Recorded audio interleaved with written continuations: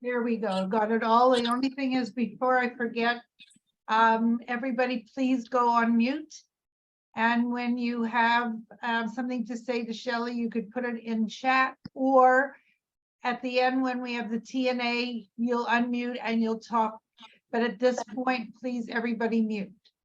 Welcome. I'm Marilyn London, and membership chairman and board member of the Friends of the Sterling Road Library, and I welcome you to tonight's wonderful program with Shelly. To those of you who are friends of the library, we thank you. It's because of you that we are able to have Shelly and Lynn and Batya and Robert Watson and Emmanuel and Miriam and all the other wonderful people that we have. So I thank you. And if you are new to us, check us out at www.sterlingfriends.org and become a friend, and join us and help us and support us to do all the wonderful things that we do. The August calendar is out, and you should be getting it in your newsletter. If you're not getting your newsletter, please let me or the library to know that there's a problem, and we will fix it so that you are getting them. The August calendar is there, and you can check out everything that you have to see. I'm not going to, tell you what there is, because you can see it for yourself. Shelly is not on the August calendar. He is going on a vacation. He's doing one of his wonderful cruises. And really, by the way, if any of you want to give yourself the best gift ever, check out where he does these cruises and join him, because I know Barbara, I see Barbara's here and she's been on it, and probably some of the others, and the accolades are great. So if you ever are looking for a vacation, check him out and do yourself a favor, and you'll love it. Tonight we're back in France doing the Perfumes, and it's a very interesting film, and most enjoyable and very French. So Shelly, take it away, and thank you so much, and have a great time. Bon voyage. Thank you, Marilyn. Thank you. And yes, for those of you who are interested, I have one coming up in early January. If you care to send me an email, if you don't already get my emails and want to be on my email list, you can do that as well. And I will be glad to send you the information. So anyway, welcome back, everybody. It's good to see you. Yes, this is my last one for the summer. I will be back in September, however, and look forward to it. We just keep going. We will just keep going nonstop. So we could look forward to more films. Anyway, this film, I wanted to end on a nice note, which I always like to do with a series. And this one, I feel this one is I think this is a feel-good film that doesn't take you where you expect it to go. It's very different for what we would call a romantic comedy or dramedy, if you will. Perfumes from 2019. The director's name is Gregory Magne. Very interesting director. I'll talk more about him afterwards. Anyway, the film itself is what we call a two-hander. Two people just dominate the screen with a number of ancillary characters. It's known as a two-hander, and it stars two very popular French actors, Emmanuel DeVos and Gregory Montel, who I'll talk more about later. And as I said, it's a different kind of romantic dramedy. It's a charming exploration of human connection, self-discovery, and the powerful impact of sense on our lives. And it's told with humor, heart, and moments of poignant reflection. The film beautifully captures, I believe, the essence of friendship, understanding, and the importance of embracing one's true identity. And it certainly doesn't lead where you might expect. I know when you start to watch it, you figure these two are going to start off battling, and by the end, they're going to be lovers. Ha ha, surprise. Anyway, as you've seen the film, it concerns one Guillaume Favre, a hapless chauffeur who, when we first meet him, is attending a custody hearing concerning his 9-year-old daughter. He's trying his best to accumulate funds to get a bigger apartment, which he will need so he can retain shared custody. And as we see, he's not managing it very well. He's continually violating traffic laws and not receiving much love from his boss, who reluctantly gives him an assignment. I love this boss. He just sits in a Chinese restaurant all day eating. Very, very funny. Enter Anne Wahlberg, a once famous perfumier's nose, a specialist in creating the world's finest exotic scents, except exerting a haughty air. She too has been brought down a few pegs and has essentially withdrawn from the high fashion perfume world. From the moment they meet, the chemical reaction, and this is about chemical reactions, the chemical reaction will affect the air around them, but not in ways you might think. But like any really great perfume, watching how personalities can mix just might create interesting results. It's a budding platonic friendship of two characters whose first impressions of each other couldn't be more disagreeable. She makes absurd demands, changing the sheets in the hotel room, throwing his cigarettes out the window. But she realizes Guillaume is not someone she can boss around, and they begin to bring out the best in each other. And while she expects him to do her bidding, he chafes. But we also see the first inclination of his being an observant character and her not really wanting to deal with people at all. At the caves where they first go, she has him write down all the scents as she's, taking it all in with a nose. And ultimately we see why, learning that she's there to recreate them for another cave just like it that the tourists will go to. Now we're not sure when we go out to see these caves which one we're really seeing. They recreate the paintings and everything else. I love this, and I'll tell you what the inspiration for that was in a little while. I love the scene at the rest stop where when she picks up that he was smoking, when he comes back to the car, she can tell he was smoking after he just took a puff from that woman's cigarette. And then when she goes in and smells the soap, that's the Chekhov soap, because it comes back at the end. That's the Chekhov soap, whose scent brings back childhood memories for her. And that's one of the ideas of the film. Proust talked about a cookie. Here we're talking about scents, aromas, how they bring back memories, how they make things, how they make us feel either fondly or not fondly about things. And from her agent, we learned that she's no longer in a position to turn anything down, even though we don't exactly know why yet. But she's taking every kind of job other than making perfume. And Guillaume really takes over. He really shows his chops when they go to the handbag factory, and he displays a talent for negotiating. And she becomes very impressed. Attending the party her agent is giving, Guillaume learns more about her from her agent and how successful she was. And she finally tells him why she stopped making perfume. It's at that point that he says, "Why did you stop?"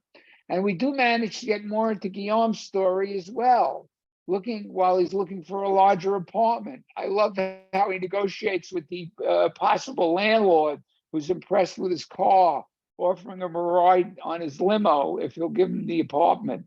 But what is especially revealing about his love for his daughter is when he takes her out for her birthday, and how they celebrate her birthday on the beach, and he gives her a special day, creating another kind of memory.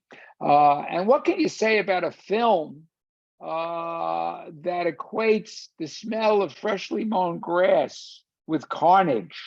If you remember that line that Anne delivers when he's remembering, when he's smelling the mown grass and he's remembering his childhood and his father mowing the lawn, she says, it's carnage. It's carnage. It brings up the insects. It gets them crazy, and it stirs up the air. I love her speech and how it affects the environment. But then the film takes a slightly darker turn. Just before, but just before that, they go to that factory, and she doesn't know what to do to disguise the noxious odors. And she goes off, and then as they go back, the film takes a dark turn. She feels she's losing it again, and following the incident, when she's trying to smell the products at the rest stop, if you remember, she runs in and she's grabbing all those packages, and she can't smell anything, and she takes too many sleeping pills in the car. He breaks every law to get her to the hospital. At least that's what we find out. And when Anne finally meets Dr. Ballister, who was mentioned at the beginning, and we hear it was Guillaume that got him to her, and we see that he's more than happy to meet her. In fact, this looks like a whole other romantic story about to happen, when he gives her his card and he's smiling at her and he says, you have to call me every day. You get the feeling he wants to start something, and she's not too objectionable about it. And there's a lovely contrast with that scene when Leah, Guillaume's daughter, is having a heart-to-heart with him on the bench, and he has to tell her that things won't work out right away because he can't get a larger apartment. And I love it when she looks at him, she says, it's okay, that's life. That's life. Don't worry about it. She's adorable at that point. And how Anne dismisses her agent. In contrast, we get Anne in the very next scene telling her agent off and dismissing her, saying, I'm going to make perfume again, despite what you think. And then finally, Dr. Ballister, telling her that she's going to be able to do it. And when the two eventually will get back together after Guillaume has taken that job, and Anne goes to his boss and learns how he lost his license speeding to get her to the hospital on time, and now she rescues him from his lawnmower, asking him to come and work with her, and even tells her how to solve he even tells her how to solve the noxious factory odors. If you remember, he comes up with the idea. But I love it. She takes out the lemon soap and she says, I have to smell this every day. It's the only thing I can smell every day. So there's our Chekhov soap, which goes off in the third act. The film comes to I thought it's a terrific ending, with the two of them partnering in a whole new way, ending up at the house of Dior, no less. And he's being chauffeured now. The two of them are being chauffeured together. He gets to sit in the back seat. And they walk into the house of Dior. And at the same time, we cut to the school.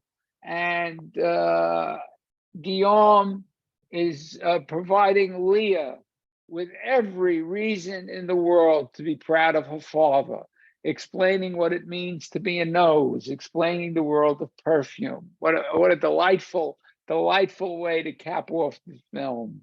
When one thinks about it, smell is not an easy sense to transmit on the screen. People smell and they say, but here, it has become a perfect metaphor for this journey through life's assorted aromas. And the aromas are metaphorical. They're not just, scents. They're also metaphors, and they're wonderfully applied.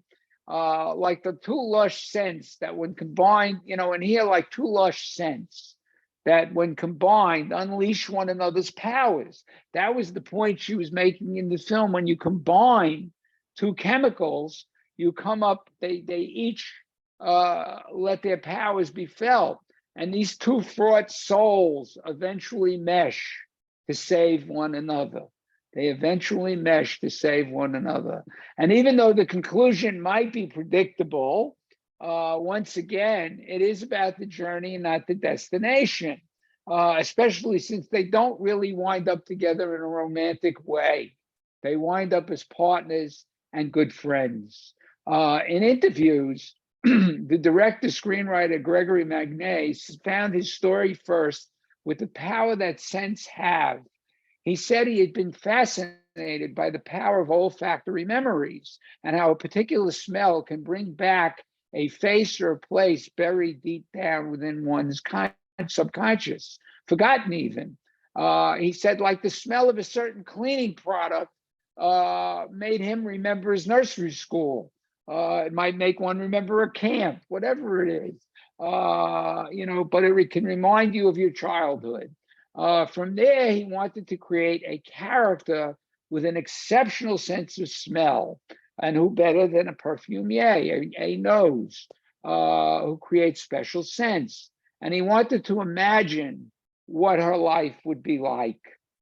When asked why a chauffeur, why did he choose a chauffeur as the other character, it really seems logical. He said that being trapped with one another in a car is always a fertile situation, especially when you don't get along particularly well with the other person, or you don't have a lot in common. It also lends a kind of road movie touch. It takes it out of that, what we feel might be a romantic comedy, into a road movie. And taking them to different parts of France as well. He also wanted two characters who could confront each other in this closed space, not particularly, as I said, liking each other, and then seeing how they can realize a friendship. And Gregory Montel and Emmanuel DeVoe provide the finely laid performances that do just that. As Anne, Emmanuel can be mysterious, somewhat arrogant, and yet sad, with hidden depths of humanity. Not surprising, as she's one of France's finest film actresses, winning many awards for both leading and featured roles in film. She pops up in a lot of French film. And as Guillaume, Gregory Montel provides a great foil for Anne, as well as having a great proboscis of his own, if you noticed his nose in the film, which lends itself to Anne unlocking his hidden nasal talents, asking him to analyze some of the smells.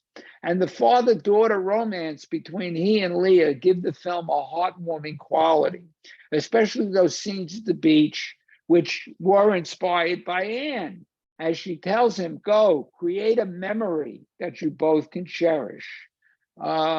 If you've been fortunate enough to watch any of the 3 seasons of the French comedy Call My Agent on Netflix, you should recognize Gregory Montel.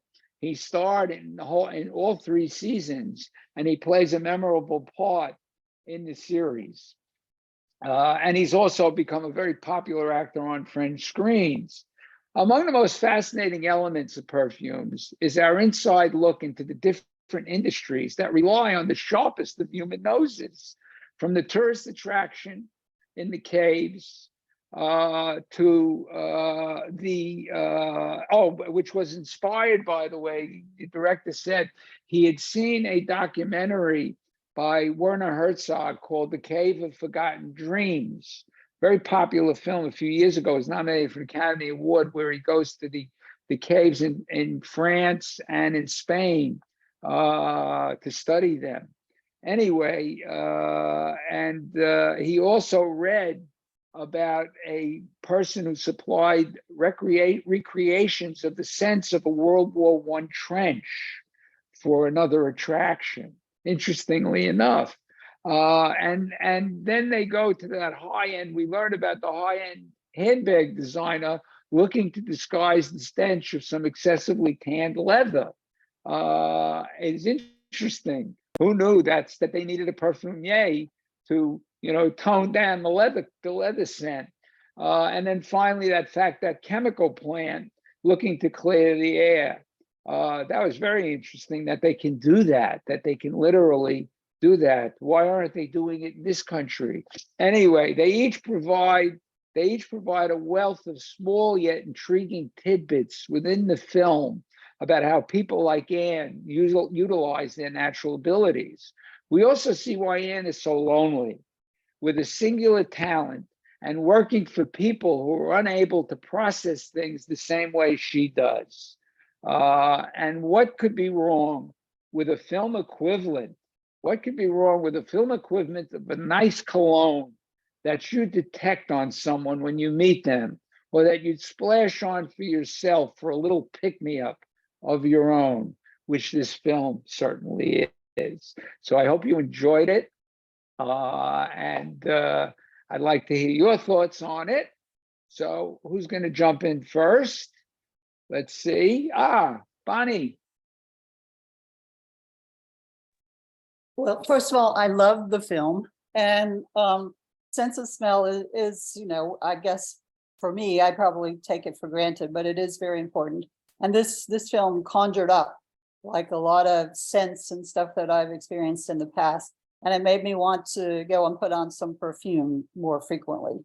But there was also one scene that I really loved, and that was when I think they were having dinner, and a waitress or somebody came by, and he recognized that scent, and he said he named the perfume, and that was the perfume his ex-wife wore. And I love that she didn't, apparently, I don't remember what she said exactly, but I don't think she didn't think too highly of that perfume. So I thought that was right. It was not only that, but I think it was in that same scene when she doesn't even look up from the menu.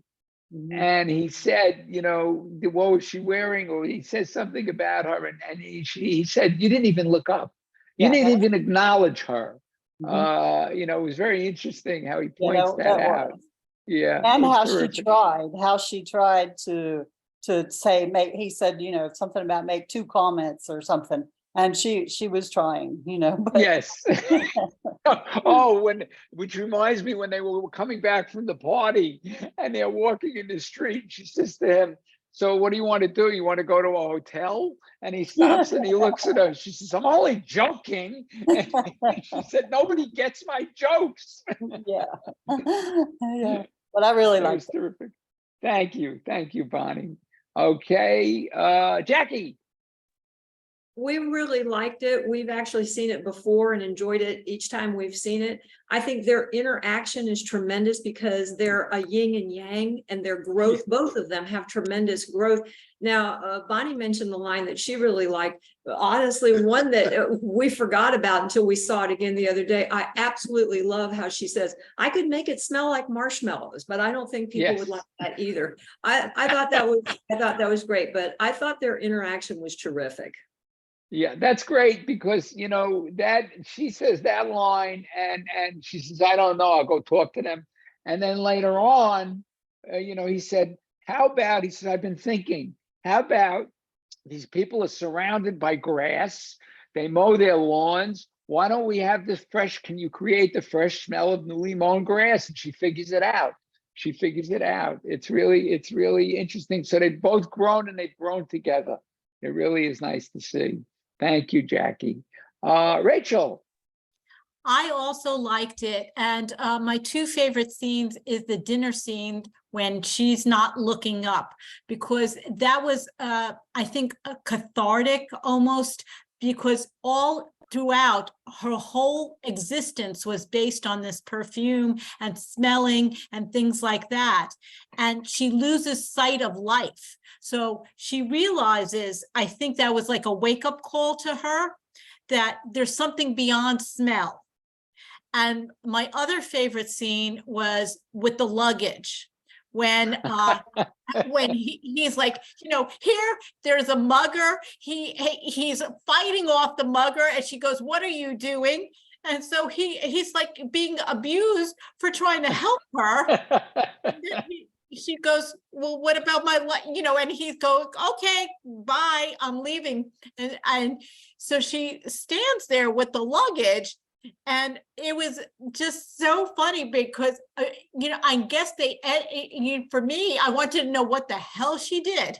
I mean, here she has these 3 big luggages. She's used to having a chauffeur or something like that. But somehow she did get it in.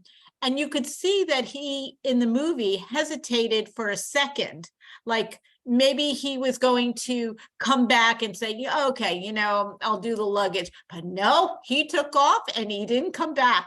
And I just loved it that that's the way it went in the movie. So I did enjoy it. And they did grow as people, that, he felt, I feel that in the beginning, he felt like a loser, the father. That he can't get his daughter, and that's his whole life. And, his daughter saying, "C'est la vie," and she's younger than him. He knows that they love each other and it'll work out at some point. But as Yeah. long as love is there, it's a connection. So I Yeah. liked. Yeah. Terrific. Yes. And pointing out that whole idea that, everything was for her was smell, was using her nose. She wasn't using her eyes. And that's what he points out in the restaurant. You don't look up, you don't see, all of these little things, these metaphors for what's going on in the film. I thought were wonderful. How he points out the lack of sense, SCNSE that she has on certain things. So terrific. Barbara, you got to unmute, Barbara. There I go. There you I go. was struck in this movie more than a movie I can remember recently of the physical perfection of both of them for those roles. I just thought that they were just perfect. And I saw Gregory in Call Your Agent, which was hysterical. I loved it. Yes. But his look and her look, I just thought that they just lived it. And I knew a nose once. I played tennis with a man who was a nose. And it's amazing. It really was just amazing what they do or how they can. Or they'll just say this, that, and you're like, oh. That's But terrific. It's a good thing I love their, their look. it's a good thing you didn't hit him in the nose with a tennis ball. I guess you have to be careful. Yes, yes. But yeah, Gregory Montel is wonderful, and so is Love- she. They're very well cast in the film. In fact, he's been working with this director since 2010. He's worked in 1 or 2 others of his films. So I guess he's a lucky charm for this director, but he's a fabulous actor. He's really grown as an actor over time. So terrific. Thank you. Everybody should watch Call Your Agent. Oh, definitely. Definitely. I highly recommend it. In fact, they're thinking of either doing a film or bringing it back from what I've been reading. So I hope so. I hope so. Anybody else? Anybody else out there? Nobody? Wow. Well, I assume you absolutely loved this movie then. Loved it. Loved it. Oh, okay. Marilyn? Oh, I thought you were raising your hand. I especially like the development of the father-daughter relationship and the progression of how he went from feeling like a loser. And I love the way it ended, where he was the star of her class. It was just, I could not think of a more perfect ending for the film, and for how the daughter then now sees her father as the star. And he's able to feel really good about himself in her eyes. So I love the way he handled that relationship. I do too. Yeah, that was terrific. Well, especially, he went at the beginning, he's sitting in the lawyer's office, and he's really like, his lawyer is lost and he's trying to figure it out. And then at the end, it's the same thing. He's got to find the papers for the lawyer. Yeah. He couldn't control the lawyer. Oh, terrific. Jackie.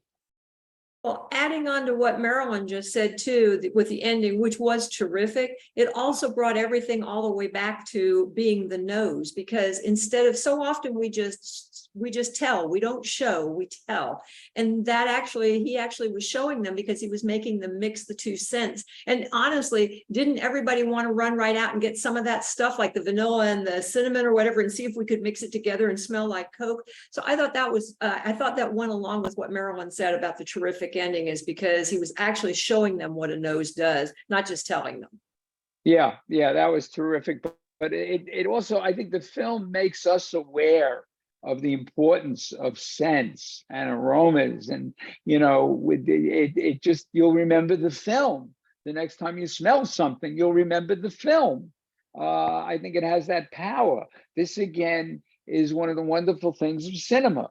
From my point of view, is how it motivates us to think in different ways, especially a film like this. So terrific. Thank you, Rachel. Well, also, I wanted to mention that there used to be a place on South Beach that you could make your own perfume. So it was very cool that you go in there, they had all the scents out there, and you could create your own perfume, get a perfume bottle and everything else. It went out of business, but also when you look at perfume and the nose and everything about it, when you smell something, it always conjures up feelings. It conjures up emotions. It could be a memory of something or something you like or dislike. You know, I've been like with somebody, like a friend of mine, and they have this perfume I cannot stand. It is like revolting to me. And it's just like, and I'm sitting in the car there and I'm going, oh my God. And all these kind of perfumes and the ingredients that go into it. I once looked up my perfume that I really like, and just to see all the things that go into that perfume, it's just like about 20 different things that go into that one perfume. So on that level, it was fascinating. And it also is symbolic about the nose, about what it means. Like when you smell something, it conjures up something. It always does. Yeah, it also stimulates your emotions. Yes, absolutely. Which was what it's designed to do. But it was interesting in listening to her story, how she was on top of the game and she lost it, and she couldn't smell, and it totally destroyed her world. You know, it was something that totally destroyed her, and she couldn't bear that. And you know, she even said, I depended on my memory to try and recreate certain fragrances or create certain fragrances, and she did it once, twice, and the third time she lost everything. So it is interesting how important it is. You don't realize how important that sense is. You lose a sense, but she lost the sense, and she wasn't really trying to develop another one in its place to be as strong. And he gave her, that's what he gave her, the ability to look around and see everybody else and understand there's more to the world than just her nose, just her nose. You know, the world wasn't just her nose. Who else? Anybody else have anything to say? Yes, this is No? Judy Borger. I want to just yeah. add a couple of things.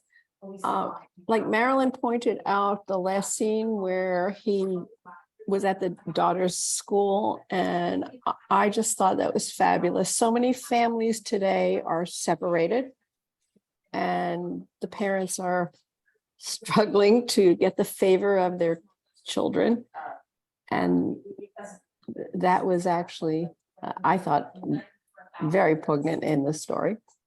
I happen to have a very strong olfactory nose. I actually cook by that rather than taste.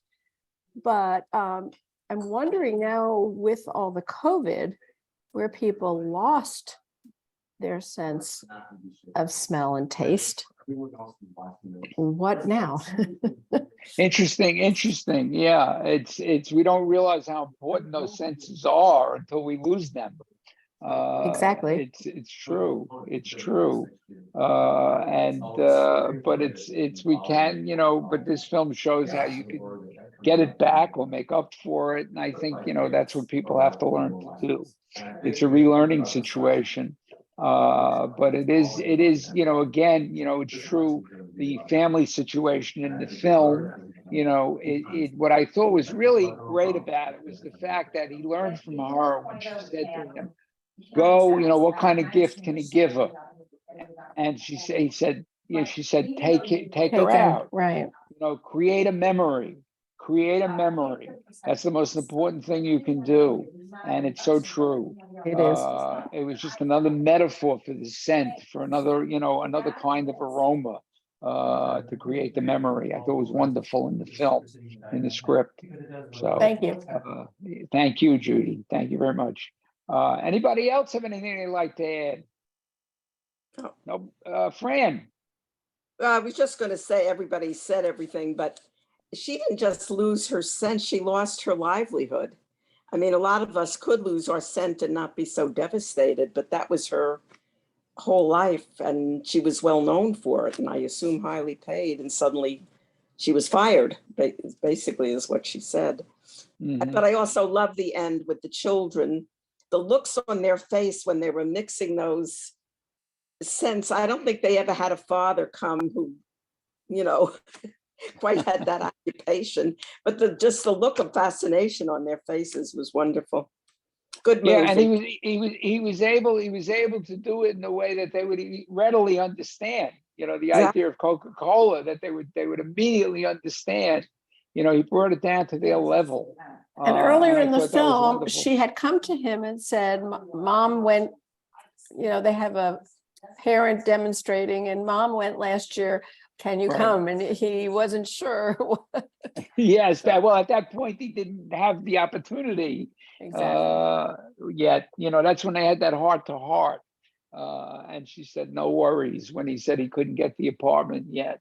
It was, because he felt he was letting her down in so many aspects, when he took her out, and he thought she really didn't want to talk to him. And she was growing up. She also was growing up and realizing the importance of a relationship with her father, which I thought was very sweet within the film. Anyone else out there? Anyone else have anything they'd like to add? No? Well, okay. Well, I will miss you all. I know I have something to do instead, but I will miss you all next month.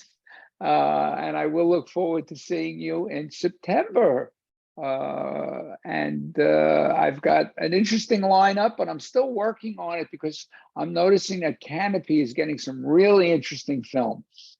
I think that we'll have a good mix coming for this fall season. So I will have a schedule set through December. So you'll have something to look forward to. Where are you going on vacation? Well, I'm taking out a film Yeah. cruise to Iceland. Oh, To Iceland. Oh, that's great. Yeah, I'm looking forward to that. And we'll see. There may even be some films from that. Thank you, Susan Mann. I appreciate it. Shelly, do you know a film called Swimmers or The Swimmers? Yeah, The Swimmers is on Netflix. On Netflix. I just saw it last Yeah. night. It's a very interesting documentary. Yeah. It's actually a narrative feature, but it's based on a true story. Yes. Yeah, it's a terrific feature. Very well done. And there's a lot of good films out there. I hope you'll all get a chance to see Oppenheimer. It doesn't matter how you see it. Don't worry. You don't have to be a purist and see it in 70 millimeter IMAX. So, but I do recommend it. So, and of course, if you want to, you can see Barbie you know, Greta Gerwig is a good director and writer. We're pink. Or Mission that? Impossible, which we saw, Oh, okay. which was fun. Okay, so I guess that about wraps it up. Oh, wait, Oh, yeah. Jackie and Larry have Women on the Sixth Floor. Good. Yes, it is a wonderful film. I've done it many times. Terrific film. And the star of the film, his name is Lucchino. Oh God, what's Lucchini? Fabrice Lucchini. He's a wonderful actor. There are many films he's done which I love. He's terrific. So that is a good. The Women on the Sixth Floor is a wonderful film. Anybody else out there? Well, if you need to, you could still get in touch with me while I'm away. I do answer my emails. I'll be glad to, you know, I will respond to you as quickly as I can. We'll be in a different time zone, but, you know, we'll get together. So I want to wish you a good August and looking forward to seeing you in September. Thank you. Have a great trip. Thank you, Fran.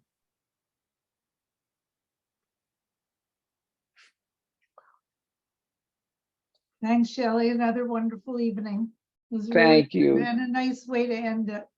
Yeah, And yeah, we're sweet definitely movie. looking forward to September and on.